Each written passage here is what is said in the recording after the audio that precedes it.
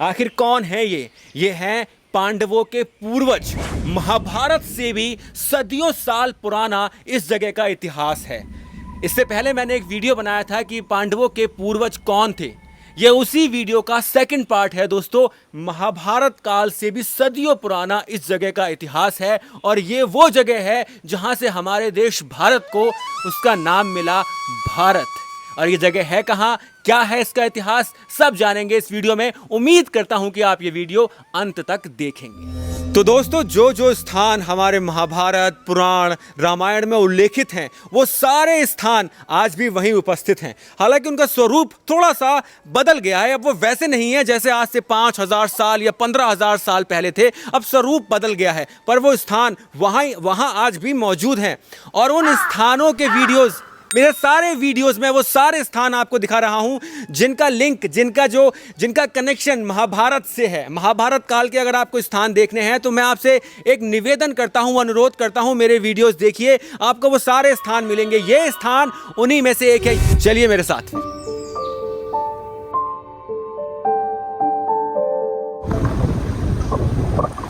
पिछले वीडियो में हमने पांडवों के पूर्वजों की राजा दुष्यंत तक की वंशावली जानी थी कि राजा इलीन और माता रथंत्री के पुत्र हुए थे राजा दुष्यंत। अब हम राजा दुष्यंत से पांडवों तक की वंशावली जानेंगे। अब होता कुछ यूं है दोस्तों कि एक बार राजा दुष्यंत हस्तिनापुर से, अच्छा इसे अभी हम हस्तिनापुर बोलते हैं, पहले इसका नाम खांडवप्रस्थ, प्रतिष्ठान और धर्म नगरी भी रह चुका है। तो उस समय जब राजा दुष्यंत थे तो इसका नाम था प्रतिष्ठान, जिसका नाम आज हस्तिनापुर है। तो हस्तिनापुर से राजा दुष्यंत एक बार शिकार करते हुए यहां पर, जहां पर मैं अभी मौजूद हूं, इस स्थान तक पहुंच जाते हैं।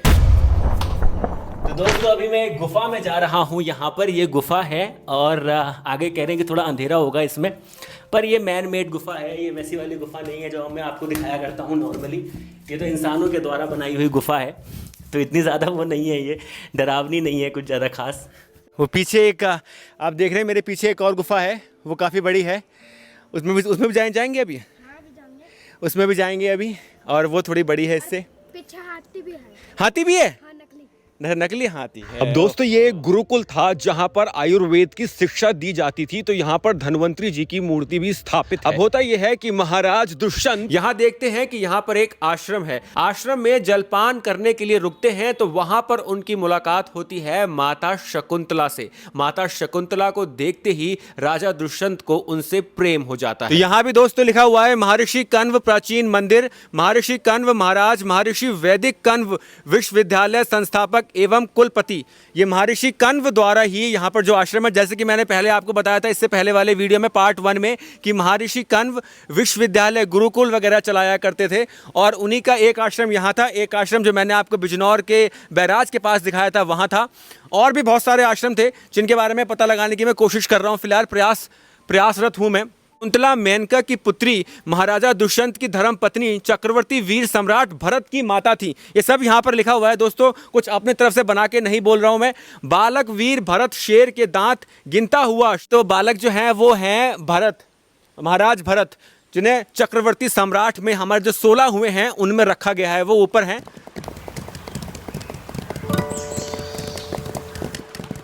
दोस्तों, यहाँ का वातावरण बहुत ही सुंदर है। आपको भी यहाँ एक बार अवश्य आना चाहिए। बहुत महत्वपूर्ण स्थान है ये, बहुत ही भावपूर्ण कथा है जो मैं आपको सुनाना चाहता हूँ। और इसी के बाद आपको बताऊंगा पांडवों के पूर्वजों के बारे में। अब यहाँ पर एक प्रसंग ये भी आता है कि माता शकुंतला जो है वो विश्वामित्र, जो एक ऋषि थे, पहले वो क्षत्रिय राजा थे, उनका नाम था विश्वरथ। बाद में वो फिर एक ऋषि बन गए थे। विश्वामित्र उनको जो नाम दिया था वो गायत्री माता ने दिया था।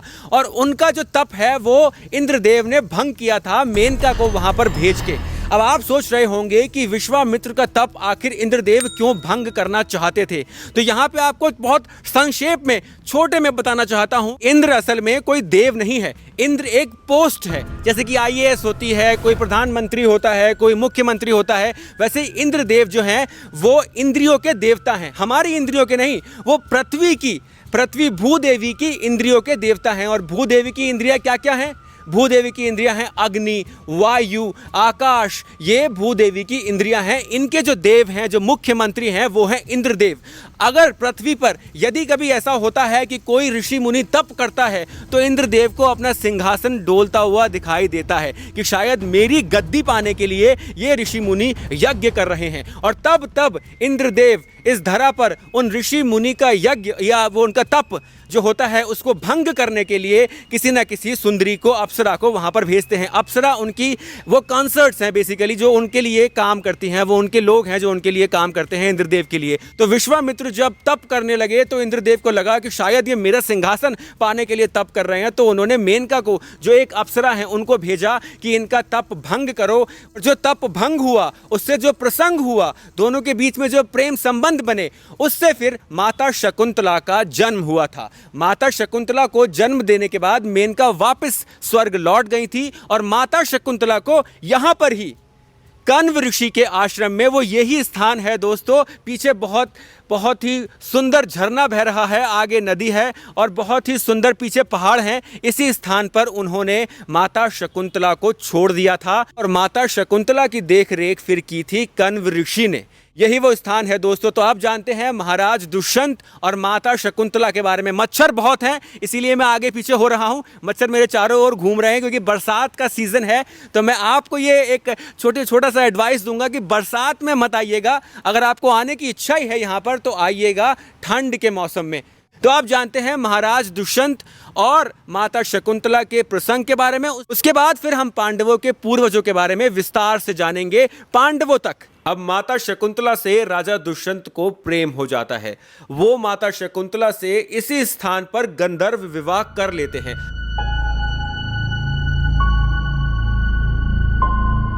अब आप ये सोचेंगे कि आखिर गंधर्व विवाह होता क्या है, सुना तो बहुत है पर ये होता क्या है? दोस्तों, हिंदू धर्म में 8 प्रकार के विवाह चिन्हित किए गए हैं।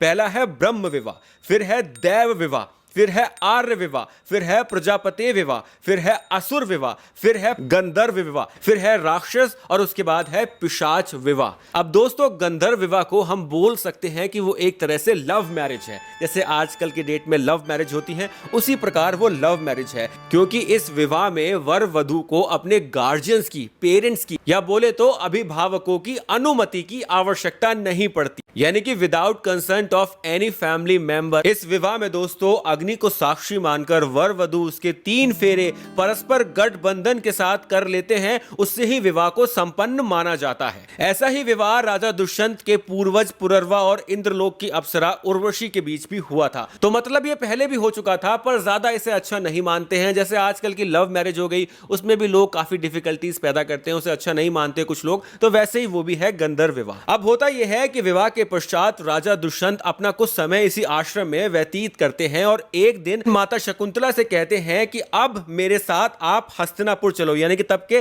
प्रतिष्ठान चलें, क्योंकि एक राजा का अपने राज्य की राजधानी से ज्यादा समय दूर रहना उचित नहीं होता, अच्छा नहीं माना गया है। पर यहां पर माता शकुंतला बोलती हैं कि महर्षि कण्व अभी फिलहाल धार्मिक यात्रा से नहीं लौट कर आए हैं और जब वो आएंगे तो उनकी अनुमति के बाद ही मैं आपके साथ जा सकती हूं, उससे पहले मैं आपके साथ नहीं जा सकती। तो राजा दुष्यंत माता शकुंतला को एक अंगूठी देते हैं अपनी निशानी के तौर पर और फिर वो उसके बाद हस्तिनापुर लौट जाते हैं। यहां से इस जगह से हस्तिनापुर की दूरी है तकरीबन, मान के चलिए आप 100 किलोमीटर। तो ऐसा नहीं था कि आप डेली अप एंड डाउन कर सकते थे, उस समय बीच में जंगल होगा, काफी मुश्किल आती होगी, तो वो यहां डेली नहीं आ सकते थे। उन्होंने कहा कि मैं अपना राजपाट देख रहा हूं, कुछ समय बाद आऊंगा, जब महर्षि कण्व आ चुके होंगे तो उनकी अनुमति लेकर आपको यहां से ले जाऊंगा।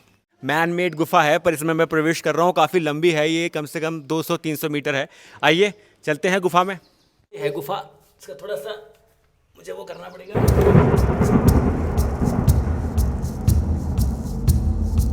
तो दोस्तों, होता कुछ ऐसे है कि एक बार महर्षि दुर्वासा इस आश्रम में आते हैं। अभी मैं आपको उस स्थान पर भी लेके जाने वाला हूं जहां पर महर्षि दुर्वासा ने अपना काफ़ी समय व्यतीत किया था और जहां पर उन्होंने माता द्रौपदी की परीक्षा ली थी, पर वो आगे आने वाले वीडियोस में। दोस्तों, होता ऐसे है कि एक बार महर्षि दुर्वासा यहां पर महर्षि कण्व से मिलने के लिए आते हैं। तो यहाँ पर माता शकुंतला उस समय मौजूद होती हैं। माता शकुंतला को आप बोल सकते हैं कि एक तरह से वो इस आश्रम की देखरेख भी करती थी और वो महर्षि कण्व की मुंह बोली पुत्री भी थी। जब महर्षि दुर्वासा यहाँ पर आते हैं तो देखते हैं कि माता शकुंतला व्यतीत है, कहीं खोई हुई हैं, वो ध्यान ही नहीं रख पा रही हैं। महर्षि दुर्वासा के बारे में पूछ ही नहीं रही हैं कुछ, ना जलपान पूछा ना कुछ, किसी सोच में डूबी हुई हैं, किसी गहरी सोच में, किसी के बारे में वो सोच रही हैं।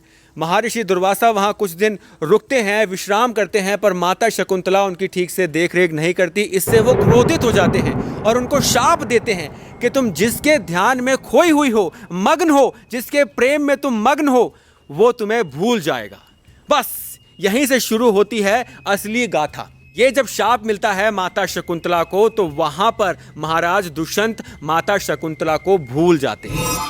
तो दोस्तों इसके बाद क्या होता है मैं आपको इसके अगले वीडियो में, अगले पार्ट में, यानी कि इसके तीसरे भाग में बताऊंगा। वीडियो वरना बहुत लंबा हो जाता है, बहुत से लोग मुझे बोल रहे थे। तो इसके तीसरे भाग में राजा दुष्यंत को आखिर माता शकुंतला कैसे याद आती हैं वो बताऊंगा। पांडवों की वंशावली को आगे बढ़ाएंगे कि पांडवों के पूर्वज कौन थे। राजा दुष्यंत के बाद ये जानेंगे कि हस्तिनापुर के नाम का रहस्य क्या है और भारत को उसका नाम भारत कैसे मिला। और पांडवों की वंशावली के इस भाग को, इस वीडियो को हम अगले भाग तक ले जाएंगे, तीसरे हिस्से तक, और इससे आगे बढ़ाएंगे ताकि वीडियो बहुत लंबा ना हो और आप लोगों के लिए बोरिंग ना हो। तो मैं आशा करता हूं कि आप इस वीडियो को और अगले वीडियो को भी पूरा देखेंगे। जय श्री राम।